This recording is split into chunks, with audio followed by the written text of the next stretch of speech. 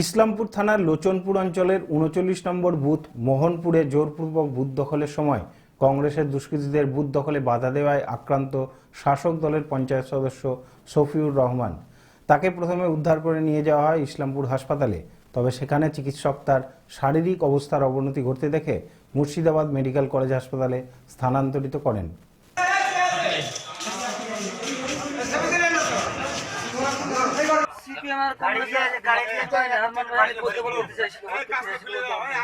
আমার ভোটার ছবিটা দাও। আস্তে আস্তে আরাম যাচ্ছে। কথা বলতে যাচ্ছ? কংগ্রেস আর সিপিএমের মাস্তান ভাই দুইগুলো এক জায়গায় হয়ে ভোট দখল করার চেষ্টা করেছিল। 4 রাউন্ড গুলি করার পর ওখানে আমরা বাধা দিতে যাই। তারপর আমাদের সঙ্গে মোকাবিলা করতে পাশ দিয়ে মানে মাথা ফাটিয়ে দেয়। কারা মেরেছে তোমাকে?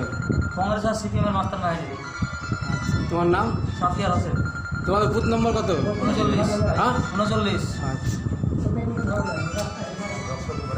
ঘটেছে শাসক দলের গুন্ডা বাহিনী গোটা লোচনপুর অঞ্চল তাণ্ডব চালাচ্ছে। শান্তিপূর্ণভাবে ভোট হচ্ছে দেখে তাদের মাথা খারাপ হয়ে গেছে। তারা হারবে বলে শান্তিপূর্ণ ভোট ওরা হতে চায় না। সেই শান্তিপূর্ণ ভোটকে অশান্তি করার জন্য আমাদের হাজি মাইনুদ্দিন ভোট তোলা আসছিল। তারা একটা বুড়ো মানুষ 60 বছরের ওপর, তাকে অতর্কিতভাবে তাকে গুলি করে, তার মাথায় আঘাত আনে, তার পায়ে গুলি করা আছে, হ্যাঁ, এবং হাতে তার গুলি আছে, পায়ে তার গুলি আছে, হ্যাঁ। তখন সাধারণ মানুষ একটা হাজি মানুষকে যখন আক্রমণ করে তখন সাধারণ মানুষ তেড়ে ধরে এবং তেড়ে ধরে ওরা সাধারণ মানুষ তখন ওদেরকে করেছে। লোচনপুর অঞ্চলের ৩৯ নম্বর বুথ, সেই বুথে ওই ভোট কেন্দ্রকে দখল করতে গিয়েছিল। দখল করতে গেছে সিপিএম এবং কংগ্রেসের যৌথভাবে গুন্ডা বাহিনী গিয়েছিল। আমাদের ওখানে সাফিয়ার আর ছিল, জোর করে দখল করতে গেছিলো বুথ।